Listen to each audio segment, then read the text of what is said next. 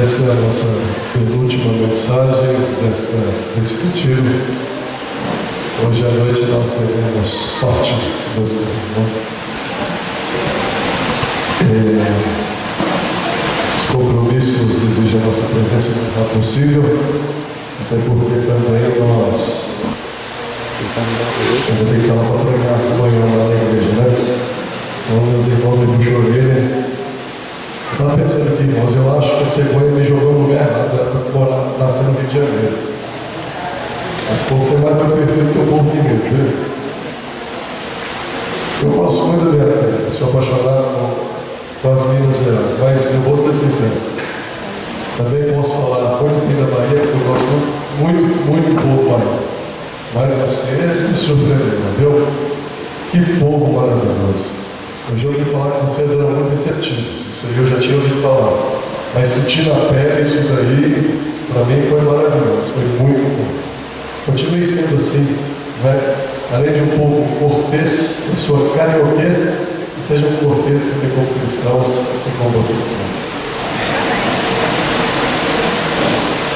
Romanos 8, verso 15. Porque não recebestes o espírito de escravidão, para viverdes outra vez atemorizados, mas recebestes o espírito de adoção, baseados no qual chamamos Abba, Pai. Queridos, esse texto ele traz uma lição tão significativa para nós.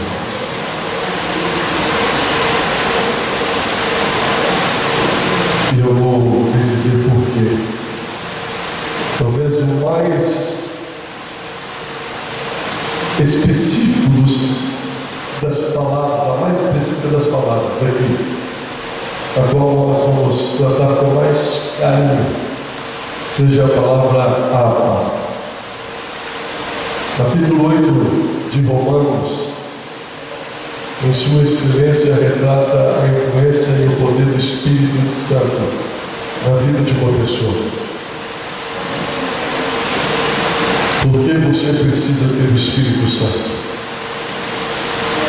Por que você precisa do Espírito Santo? Porque é com o Espírito Santo que você consegue aprender a chamar a Deus de Abba. Os judeus não conseguiam entender o que isso significava quando chamavam a Deus de Pai. No Antigo Testamento você não tem muitas referências de Deus em sua atribuição paterna. É verdade que você já vê citações em que Deus é retratado como uma mãe. Você sabia que a palavra El Shaddai, o Deus poderoso, o Deus da montanha, poderia ser tratado também no título daquele que dá o seio. A palavra Shaddai, Shad, ela também carrega a ideia de seio materno, de peito. É como se Deus colocasse a criança nos seus braços e ali assumindo a função materna, ele alimenta aquela criança com o seu seio. É meio estranho nós pensarmos Deus dessa maneira, mas a gente não pode esquecer que Deus não tem sexo, não é, irmãos? Ele não é nem masculino nem feminino, ele é assexuado. O texto de Isaías, capítulo 49, verso 15, se não me engano a memória, lá vai dizer: pode-se uma mãe esquecer do seu filho, de modo que não compareça do seu filho de seu bem? E lá então diz: de maneira nenhuma, Deus nos esquecerá, mesmo que esta viesse se esquecer de seus filhos. A palavra Pai até retratada nos Salmos, mas a ideia que se tinha de pai estava muito mais atrelada ao conceito de um progenitor, de alguém que estava proporcionando uma origem, fomentando uma liderança. A ideia que se atribuía a Deus na qualidade de pai no Antigo Testamento era a ideia de um patriarca, de um soberano, de alguém que ocupava uma posição significativa de comando e de governo, mas não no sentido mais específico da palavra. Jesus Cristo, quando é solicitado pelos discípulos para que estes aprendam do Mestre como orar, a palavra que Jesus inicia a oração, se ela fosse registrada em aramaico, seria a palavra Abba.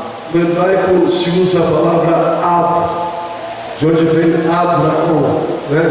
O hebraico seria mais Avrão. Ab quer dizer pai. Abba, pai, no aramaico. E por que nós estamos usando esse termo aqui? Porque quando Jesus ele profere a sua oração, a primeira palavra que ele usa é a palavra Abba, Pai. E porque Jesus ele se expressa a Deus como Pai. Qual é o propósito deste texto do capítulo 8, verso 15? Quando ali Paulo diz que o Espírito nos dá o poder de chamar a Deus de Pai. Observe que existe a manifestação da Trindade. O Filho, o próprio Deus, se auto-intitula Pai. O Filho refere-se à divindade como Pai. E o Espírito nos dá o poder de chamar também a Deus de Pai. Não pode ser diferente. O problema é que algumas pessoas têm uma visão equivocada e distorcida de Pai.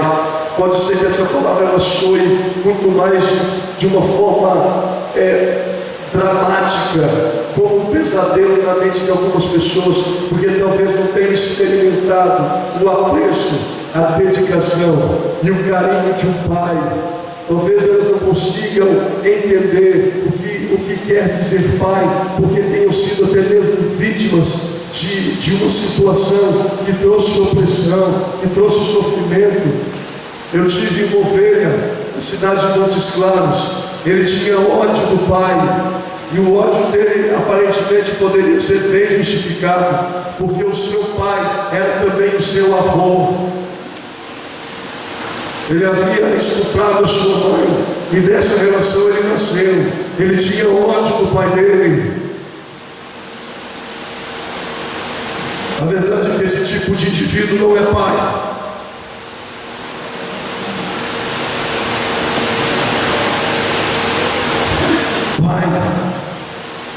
Minha esposa também ela tinha uma certa revolta com seu pai. Sua família havia se entregado a Jesus Cristo. Ela era uma criança, ela nasceu já com as referências adventistas. Seu pai era um homem líder de uma igreja, era ancião de uma igreja na região do Pará. Ela morou um tempo no Pará. Mas lamentavelmente Satanás foi ardiloso, sutil. Cuidado, irmão, você que é líder. Isso não se refere, esse cuidado, essa preocupação não está apenas diretamente ligado ao líder, a todos nós, mas é porque o líder, por se dedicar a Deus, por escolher fazer a vontade de Deus e ser aquele que ocupa a posição de condução e de guia do povo, ele sofre tentações maiores. É natural que seja assim. Cuidado com o sexo oposto, cuidado com as palavras ditas e ouvidas, cuidado com os gestos. Eu particularmente sou uma pessoa muito sinestésica. Eu sou sinestésica, aquela que gosta de abraçar, gosta de tocar. É uma natureza quase que difícil de ser controlada. Isso não é ruim. Eu não estou querendo dizer que isso seja ruim, mas há um problema quando você é uma pessoa sinestésica. Porque quando você é sinestésico, nem todos aqueles que recebem abraços, apreciação e carinho vão entender a sua ação sinestésica. Principalmente se a pessoa do sexo oposto é uma pessoa que está vivendo um momento de carência afetiva. E lamentavelmente esse irmão, o pai da minha esposa, ele se deixou levar, não por um membro da igreja, mas por um relacionamento extraconjugal. Isso acabou tirando ele da igreja. Ele abandonou a família, ele abandonou os filhos, foi conviver com essa mulher. Minha esposa saiu, em seguida ela foi para Manaus, ela também morou na Amazônia, lá no estado do Amazonas. E lá ela teve que viver o sofrimento de viver sem o pai. Sua mãe teve que assumir a responsabilidade paterna. E por mais que você se esforce, querida mãe, sem o pai, você enfrentará sérias dificuldades, porque Deus já deu as atribuições fundamentadas. para o homem e para a mulher no exercício da educação. Ela sentia a ausência do pai. Os anos se passaram. Ela teve que mudar-se para a terra natal, para o Maranhão. E ali ela continuou acariciando uma revolta contra o pai. Quando eu conheci a minha esposa, no IAM, ela tinha ido para lá fazer pedagogia. Não houve assistência paterna. O seu pai distanciou-se de vez dela. Nunca ajudou em nada. E ali, queridos, o sentimento ainda prevalecia.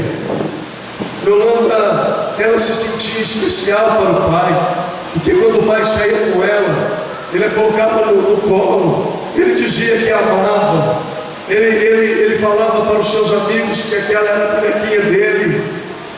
Mas agora tudo parecia mentira. Essa era a revolta no coração da Yolanda. Como ela poderia agora perdoar aquele que dizia que ela era especial para ele? E esse sentimento foi tomando conta. Ela não queria mais falar com o seu pai. Esse ódio fora nutrido com veemência em seu coração. Nós nos conhecemos. E eu me lembro que quando, obviamente, eu queria conhecer a história dela, estávamos namorando. Então ela havia me contado a história da situação do seu relacionamento com o pai. Até porque eu tinha que pedir autorização a eles para eu poder namorar jovem, né? E ela então disse que não conseguia perdoar o pai. Eu me lembro que foi um trabalho amoroso para que pudéssemos mudar a situação. E eu pedi para que ela abrisse o coração a Deus e confessasse para Deus. E dissesse para Deus para que o coração dela fosse quebrantado, para que ela pudesse vencer essa objeção. E ela então resolveu ouvir o conselho e escreveu uma carta para o seu pai. Mandou essa carta para o pai. E o seu pai a retornou. Ela conseguiu falar com ele ao telefone. Anos a fio sem qualquer diálogo. E nessa conversa então ele pedia perdão a ela. E ela pedia perdão a ele. No ano seguinte, seu pai foi internado em estado grave. Como ele havia se desviado de Jesus Cristo, ele mexeu com uma mulher. O marido tomou, claro, as dores da mulher e deu um tiro nele. A bala ficou alojada, o tempo se passou. E essa mesma bala gerou uma infecção generalizada. E ali no hospital, aquele homem veio a falecer. Conta-se que aquele irmão, o nome dele Francisco, pediu que chamassem o pastor antes de ele morrer. E ali ele entregou a sua vida a Jesus Cristo. Pode ser que eu esteja falando para alguém que tem uma história parecida com a história da minha esposa, que precisa hoje liberar perdão, que precisa hoje abrir-se diante de um grande gigante e derrubá-lo com fé. Eu vejo pessoas enclausuradas em suas emoções porque não conseguem perdoar. E há muitas pessoas assim que não conseguem se doar novamente. Perdoar quer dizer isso, se doar novamente. Ela foi constrangida, ela foi ofendida, ela foi machucada, ela foi pisada. E ela não consegue mais rever-se numa nova relação com o outro, dada a mágoa, dado o ressentimento. Já se diz que guardar mágoa de alguém é tomar veneno esperando que o outro morra. A falta de perdão é o mais danoso de todos os sentimentos que possa existir no coração do ser humano.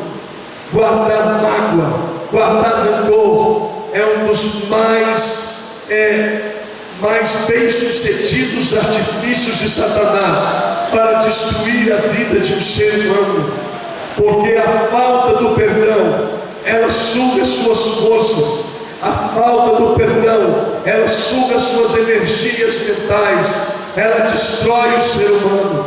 A Bíblia diz que aquele que não perdoa não pode ser perdoado por Deus. Algumas pessoas dizem assim que o pecado considerado mortal é o pecado contra o Espírito Santo. Eu reconheço, é o pecado contra o Espírito Santo, mas a Bíblia diz claramente que o pecado que Deus não pode perdoar é o pecado da omissão do perdão. É quando nós não perdoamos.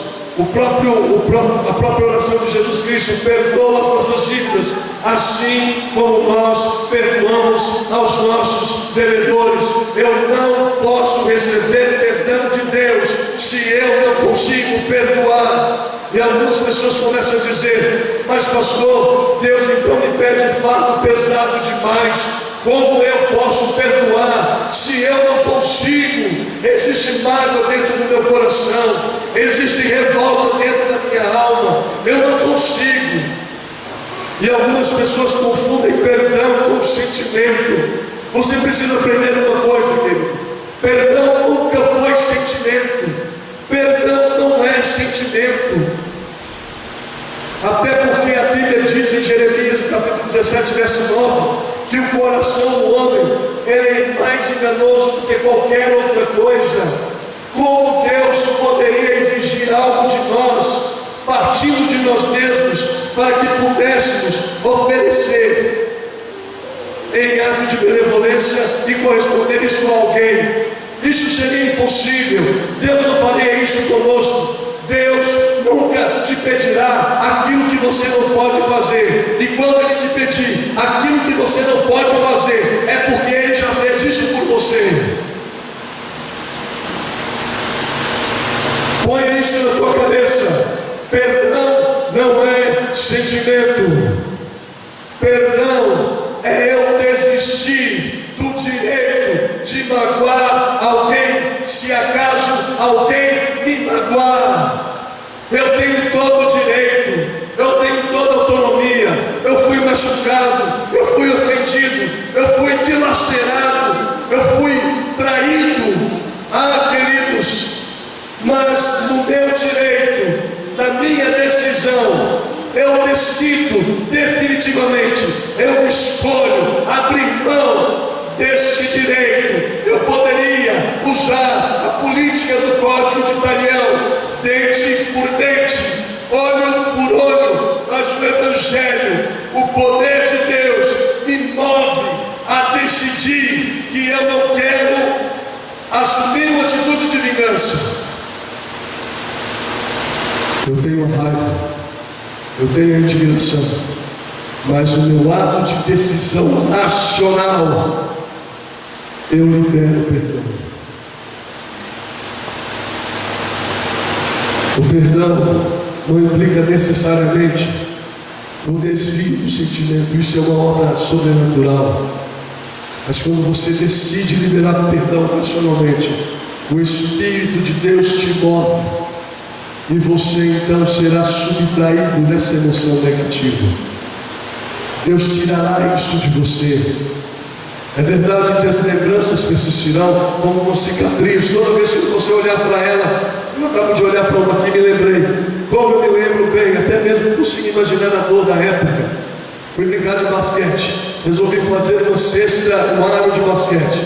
E aí eu fui levar o aro de ferro para ser colocado na tabela da serralheria. E aí o camarada aqueceu o bendito do aro. Eu esqueci que o bendito do aro estava quente. E eu encostei o braço, o pulso no aro. Aquilo me doeu demais, porque fez uma queimadura profunda. A dor foi insuportável. Eu chorava. Mas hoje está aqui a cicatriz. Eu me lembro de tudo isso, porque sofri, doeu. Mas até hoje eu tenho minha tabela e meu aro lá em casa, não uso, né? Na casa dos meus pais. E o machucado desapareceu. Eu me lembro da dor. Pode ser até uma lição positiva, mas ela não me dói mais. Você consegue entender isso? Perdão, do ponto de vista de Deus, é isso. O único que pode definitivamente erradicar todo o peco, a lembrança é Deus, e no momento certo. Por isso, querido, se você tem alguma mágoa contra alguém, e nesse caso, eu posso estar falando do seu progenitor, de seu pai ou de sua mãe, perdoa, libere perdão, para que ele seja salvo, mas para que você também seja salvo em nome de Jesus Cristo. Mas nós estamos falando aqui de um pai, do pai da Bíblia, daquele que nos criou, e não é apenas um mero progenitor, porque diz mais que pai é muito mais do que o progenitor, pai é aquele que cuida. É nesse sentido que Jesus se profere sua oração diante de Deus. Ele convida seus discípulos a olhar para o Pai, para Deus como aquele que cuida. Pai nosso que está nos céus, um Pai que olha para nós com cuidados especiais para preservarmos da nossa integridade, um Pai que olha para além dos nossos defeitos. Porque Jesus não disse: mãe, me perdoe as mães? Mas eu acho que vocês vão entender porque Jesus usou a palavra pai.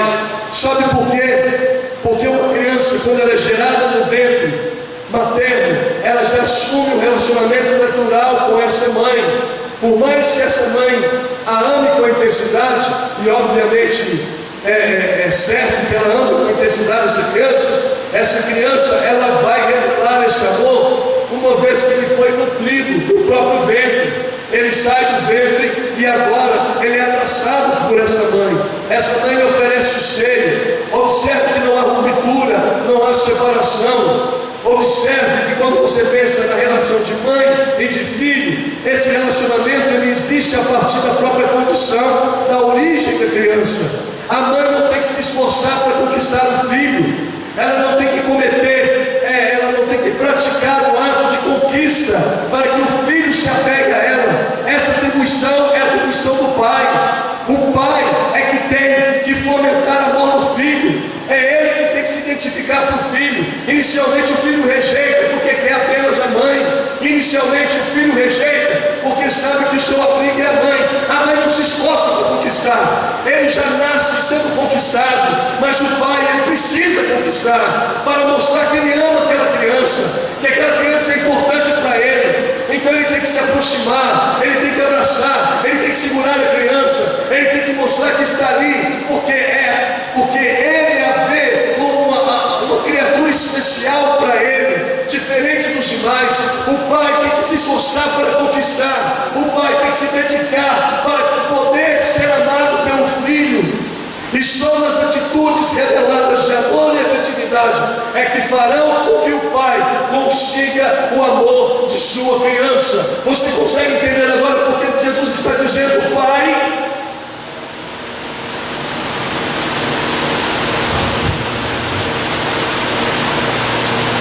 E é isso que o Espírito Santo faz em nós. Pois todos que são guiados pelo Espírito de Deus são filhos de Deus.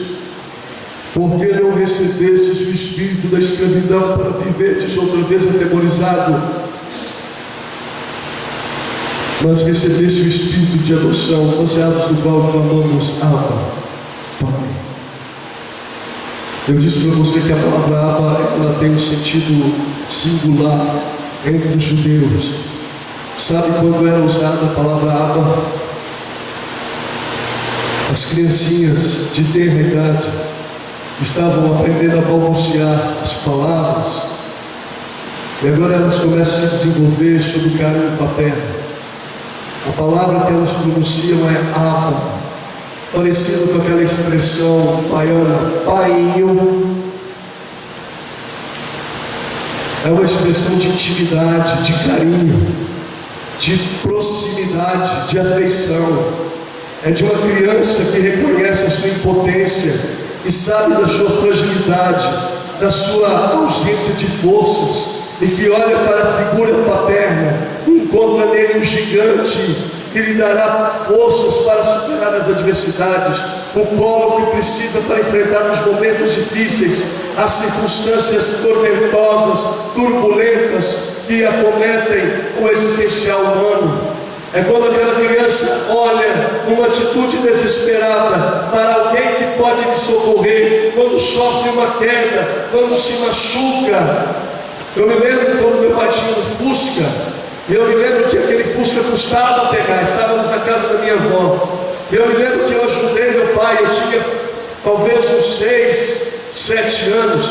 Eu ajudei meu pai junto com um grupo de pessoas a empurrar o carro. E nós empurrávamos, e nós empurrávamos, e nós empurrávamos, até que chegou um momento que o carro ele pegou. E quando ele pegou, eu, uma criança ingênua, não sabia o momento certo que deveria tirar a mão do carro. E eu fui com o carro, e aí eu caí, e eu me suei todo, meu joelho se machucou. E eu me lembro que quando o carro pegou, eu comecei a chorar, meu pai saiu do carro, ele me pegou nos seus braços, ele me carregou, ele procurou cuidar de mim. É desse pai que nós estamos falando, de um pai que se preocupa em curar as nossas feridas. Ele não questiona por que caímos, ele não está preocupado em função o que ocasionou a queda. Antes, ele se preocupa em curar as feridas. É esse pai que está ao seu lado. Ele sabe dos momentos turbulentos da sua vida, o que pode ter gerado um desatino, um acometimento de uma falta. Mas a preocupação maior de Deus não é o ato de você ter errado, o fato de você ter caído. A preocupação de Deus é levantar você para curar você. E nós tentamos nos justificar: pai, eu caí por causa disso. Antes, porém, Deus já veio ao seu encontro. Ele carrega você para curar você. Oh, querido,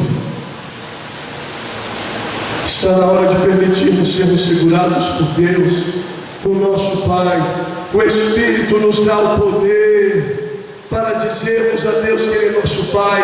Ele nos adotou. É interessante essa ideia de adoção. Para o povo de Israel, a adoção era mais importante do que uma filiação genética. Ser recebido como filho adotivo era um privilégio descomunal, porque aquele filho, ele foi escolhido. Ele foi escolhido do jeito que ele era, da maneira como ele estava. Ele foi escolhido para ser filho. Você consegue entender essa ideia de adoção? Os filhos que nascem, que fluem da genética, não que eles não sejam importantes, eles não são escolhidos. Nós não podemos escolher a definição da cor dos olhos, né? Não podemos definir ou escolher o sexo da pessoa. Sim ou não? Ela vem, nós aceitamos, nós amamos. Mas quando a criança é adotada, nós escolhemos. O perfil é daquele, e é esse que eu quero. E mais, quando ele era adotado, ele tinha autoridade sobre o lar como filho da genética. Então, quando Deus ele nos recebe, ele nos aceita, ele nos adota, ele está querendo dizer que é você que ele quer, que é você que ele ama, desse jeito assim como você é. É bem verdade que você precisa ser reparado no processo da educação, mas Deus está disposto a educar você, porque Ele está te recebendo como filho. E o Espírito Santo hoje está dizendo para você: eu te recebo como filho. Você é meu, você tem direito às minhas propriedades, você tem direito ao meu território. É bem verdade que haja aqui entre nós algum filho que se desviou do caminho do Pai. Lembra-se da parábola do filho pródigo? Esqueceu da relação que vivia com o Pai, saiu da igreja. Mas mais uma vez o Pai insiste para que você volte para casa. Pastor, isso parece tão repetitivo. Desculpa, querido, mas eu não tenho outra coisa para falar com você, senão repetir que Deus ama você. Há tanto tempo o diabo tem colocado na sua cabeça que a culpa é tamanha que não tem como voltar atrás. O diabo, a palavra diabo quer dizer acusador, e ele o tempo todo te condena, dizendo: olha, é bobagem você se esforçar para voltar para a igreja. Você chegou a uma situação tal, a um ponto tal, que não dá mais para retroceder. Deus não vai te aceitar. Você é pecador demais. O que você fez é tão absurdo, tão horrendo, tão hediondo, que Deus vai te rejeitar. Nem Deus mesmo vai querer você. Mas por favor, queridos, a palavra diz em João capítulo 8, verso 44, que o diabo é o pai da mentira.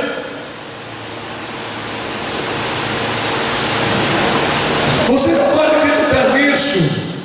Não importa o que você tenha feito, a gradação do pecado, por maior que tenha sido ela, por maior que tenha sido o dano ou o caos que ele pode ter gerado, Deus é capaz de reverter um processo na sua vida.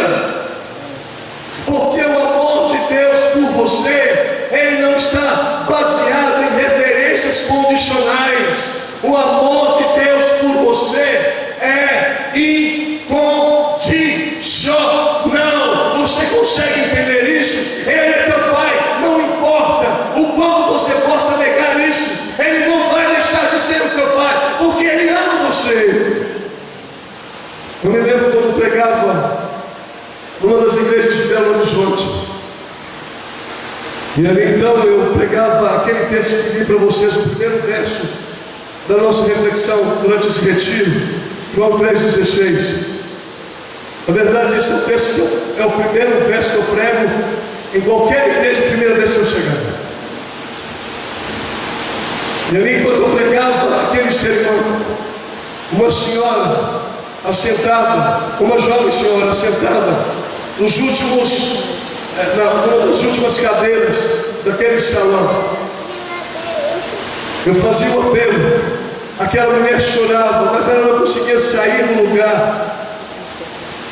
No encerramento da mensagem, eu fui para a porta despedir-me dos irmãos, e cada um deles saía em minha direção se despedindo. E aquela mulher então disse: pastor, eu preciso conversar com o senhor. Por favor, se assente aqui, pastor. E ela chorava, lágrimas e mais lágrimas, pareciam torrentes de água na chuva. Eram muitas lágrimas, soluços intensos. E ela então começou a contar um pouco da sua história. É óbvio que eu não vou proferir nomes, mas eu sei que situações como essa são importantes como testemunho do poder de Deus. E aquela mulher então disse para mim: pastor, eu já fui membro da igreja adventista. Eu atuava na igreja adventista. Tinha uma boa família, um bom esposo, que embora não fosse da igreja, mas respeitava a minha vida religiosa. Tinha filhos. Mas um dia eu tomei uma atitude insensata, fiz uma escolha errada. Eu me senti assediado por um homem, e esse homem conseguiu me dobrar. E eu comecei a ter relações com este homem. E enquanto eu tive relações com este homem, eu resolvi abrir mão da igreja. Eu desisti do meu relacionamento de casado. Aquele homem me abandonou, e eu comecei a me envolver com outros homens. A minha vida se tornou uma vida de prostituição, pastor. E para complicar a minha situação, pastor, enquanto eu fazia um exame de sangue, eu descobri que tinha um problema: o papilomavírus. Esse gera o câncer de colo uterino, e que já estava me comprometendo. Mas pastor, no exame de sangue eu não descobri que só tinha isso. Eu descobri que também tinha HIV.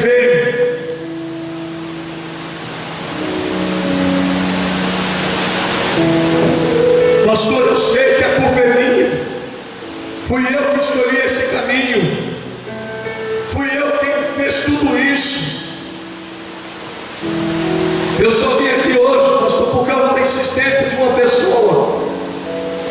E ele pediu para que eu viesse. Era um casal de irmãos que gostavam muito dessa pessoa. Eu não conhecia a história dela, e certamente não conhece. Eu vim, pastor, mas eu sabia que não era mais digna de pôr o pé nesse lugar. Eu sabia que para mim já era um caso perdido. Eu tinha apenas que aceitar com resignação a minha condenação do passado e do erro que eu cometi.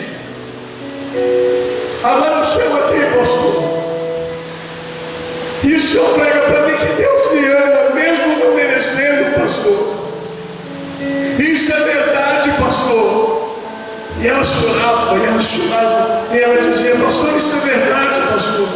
O senhor está me contando aqui, não é invenção tua, pastor. É isso que a Bíblia diz, pastor. Eu disse para ela: filha, o mesmo Deus a quem você servia na igreja, Ele não mudou. Ele continua sendo aquele Deus que te ama incondicionalmente, que te abraça incondicionalmente. E eu chamei ela para o canto para orar com ela e pedi para que ela abrisse a Bíblia em Romanos capítulo 8, verso 1. O que diz aí em Romanos capítulo 8, verso 1, irmãos? Agora, pois, já nenhuma condenação há para os que estão em Cristo Jesus. Eu pedi para que ela lesse uma vez, eu pedi para que ela lesse 2 vezes, 3 vezes, e ela chorava. Às vezes eu não conseguia nem ler, mas eu insistia, e quando ela não conseguia, eu lia. E eu disse: se você tão somente confiar em Jesus e dar a sua vida novamente para Jesus, Jesus é capaz de operar um milagre, é capaz de fazer o maior de todos os milagres. Ele vai salvar você.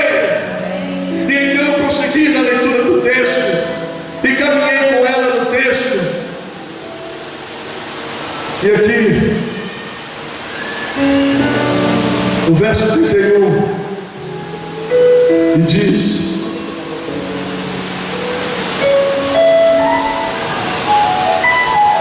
que diremos, pois, à vista dessas coisas? Se Deus é por nós, quem será contra nós? Aquele que não poupou o seu próprio filho, antes por todos nós o entregou, porventura não nos dará graciosamente com ele todas as coisas? Quem tentará acusação contra os eleitos de Deus? É Deus quem nos justifica.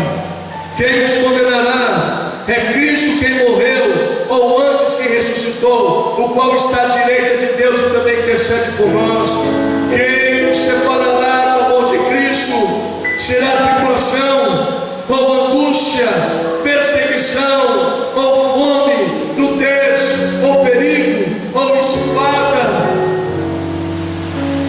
No verso 38, porque estou bem certo de que nem a morte, nem a vida, nem os anjos, nem os principados, nem as coisas do presente, nem do porvir, nem os poderes, nem a altura, nem a profundidade, nem qualquer outra criatura poderá separar-nos do amor de Deus que está em Cristo Jesus, nosso Senhor. Hoje, Jesus também fala a você. Ele também toca o seu coração. Por favor, não fuja mais dos braços abertos do Pai, esperando você voltar para casa. Hoje é o último dia que eu estou com vocês.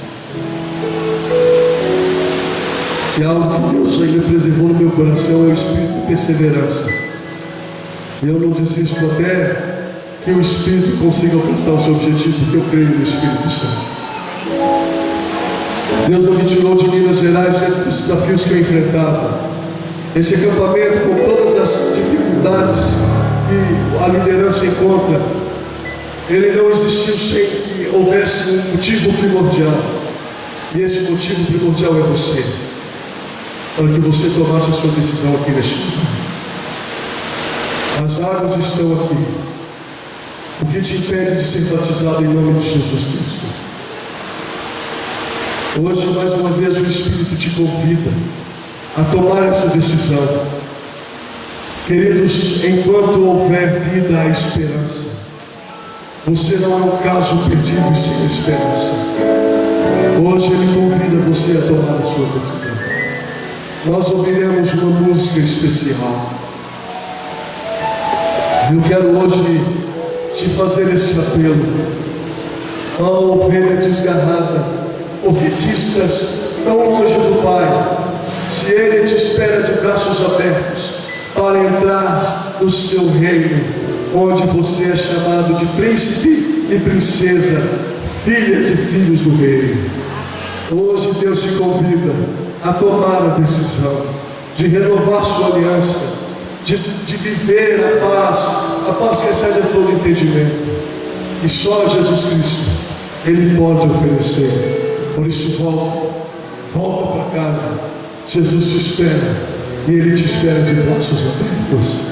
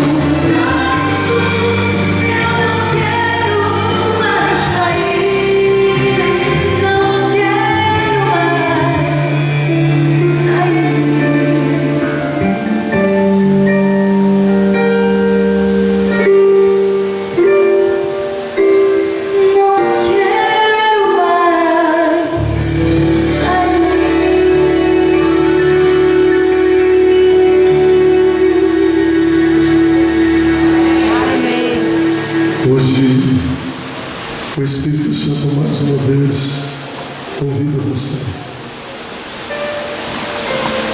A Bíblia faz um convite. Esse convite é: resistais o Espírito de Deus. Se o Espírito Santo está dizendo para você: toma essa decisão, toma essa decisão. Para de fazer proclamações. Até quando você vai fazer proclamações? Entregue sua vida a Jesus Cristo. Deixa Ele conduzir a tua mão. Para de dirigir a tua vida. Você já não viu o buraco que você já colocou ela?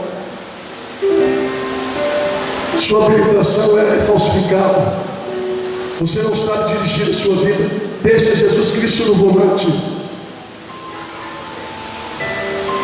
Senta no banco de passageiro e deixa Jesus conduzir o teu carro, o carro da tua vida.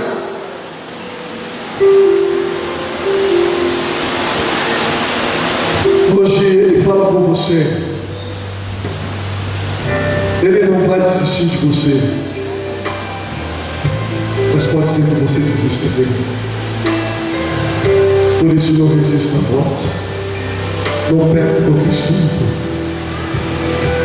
Não se distancie de Deus mais do que você já se distanciou. Deixe Ele hoje buscar você. Em nome de Jesus Cristo. Quero convidar você a se colocar em pé, para que você possa hoje pedir a Deus de novo o coração. Que você possa pedir a Ele a capacidade de liberar perdão. Esse é o segundo apelo que eu faço hoje. Se há alguém que em algum momento gerou um mágoa, ressentimento no seu coração, ou talvez há algum tempo já o tenha feito isso e está aqui hoje, não espere mais liberar perdão. Chegue para essa pessoa e confesse para ela a sua decepção, o seu ressentimento, e diga para ela: eu quero te perdoar. E se porventura em algum momento você machucou alguém, decepcionou alguém com palavras, atitudes, até mesmo em pensamentos, se a pessoa não soubesse, por favor, vá até ela e peça perdão. Hoje é a oportunidade de você sair daqui com a mente liberta da culpa, da angústia, do ressentimento, da mágoa. Hoje é o dia de Deus fazer um milagre na sua vida. Nós vamos orar. Pode ser que essa pessoa não esteja aqui. Pegue o seu telefone e ligue para essa pessoa imediatamente. Fala com ela no telefone e diga para ela: olha, hoje Deus falou comigo e eu estou aqui, Pai, porque eu te amo. Eu perdoo você, papai. Mamãe, eu te perdoo. Esposo, eu te perdoo. Esposa, eu te perdoo. Filho, eu te perdoo. Hoje Deus quer liberar perdão através do seu coração. Vamos falar com Ele. Oh Pai, maravilhoso Deus, eu tenho certeza que essas palavras não foram vãs dessas pessoas. Tu não nos trouxeste aqui em vão, Senhor. Poderias ter usado qualquer outra pessoa, até mesmo coisa. O Senhor já usou um burro, uma mula, para poder falar e admoestar. Mas Tu escolheste este homem, falho, pecador, para estar aqui no meio deste povo, para aprender com eles a liberar perdão. Por isso, Senhor, que o Espírito que nos habilitou a pregar hoje seja o mesmo Espírito que nos habilite a tomar essa decisão. Por isso, Senhor, aqueles que ainda não se entregaram, continuem insistindo com Ele, Senhor, porque a palavra diz: nem por força nem por violência, mas pelo meu Espírito, diz o Senhor Deus. Pai querido, fica conosco durante todo esse acampamento, como ficaste até aqui. A tua serva que foi para o hospital, Ainda não temos informações suficientes sobre o que está acontecendo com ela. Pode até ser mesmo que os médicos não saibam, mas o Senhor já sabe. Por isso, Senhor, faça a obra maravilhosa na vida dessa mulher. Restaura a sua saúde. Recupera, Senhor. Nós te pedimos em nome de Jesus e te bendizemos no mesmo nome. Deus abençoe você. Faça isso agora em nome de Jesus. Libere perdão. Não perca tempo, libere perdão. Seja livre em nome de Jesus. Amém.